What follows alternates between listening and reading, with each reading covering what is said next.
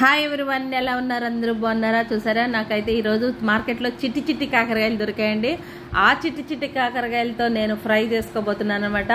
ఇవి ఎక్కువగా అడవిలోనే దొరుకుతాయండి. అడవిలో న్యాచురల్గా పెరుగుతాయి అన్నమాట.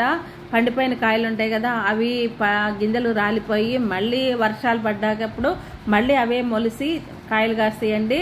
చుట్టుపక్కల ఉన్న వాళ్ళు మనకి ఇట్లా కోసుకొచ్చి అమ్ముతారు. సో ఇట్లాంటి న్యాచురల్ థింగ్స్ మీకు దొరికినప్పుడు కంపల్సరీగా వాడండి, హెల్తీగా ఉండండి, టేస్టీగా తినండి.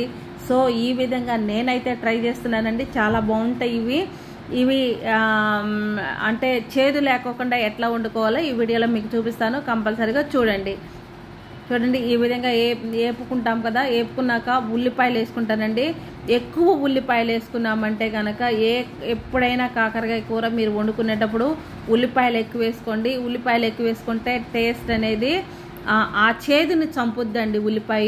అందుకనే ఉల్లిపాయలు ఎక్కువ వేసుకోండి. కాకరకాయ కూర ఎప్పుడు వండినా కూడా ఉల్లిపాయలు ఎక్కువ వేసుకుని వండుకోండి.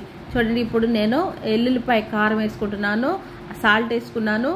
సో ఇక అయిపోయిందండి. ఇంకా ఫ్రై ఎంత ఈజీగా అయిపోయిందో చూసారా, ఇంత ఈజీగా అయిపోతుంది అనమాట. అంతేకాదు టేస్ట్ కూడా చాలా బాగుంటుందండి. ఈరోజు నా లంచ్ అయితే ఇదేనండి.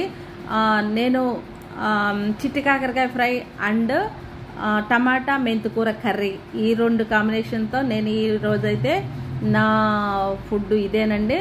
చాలా హెల్త్కి మంచిది.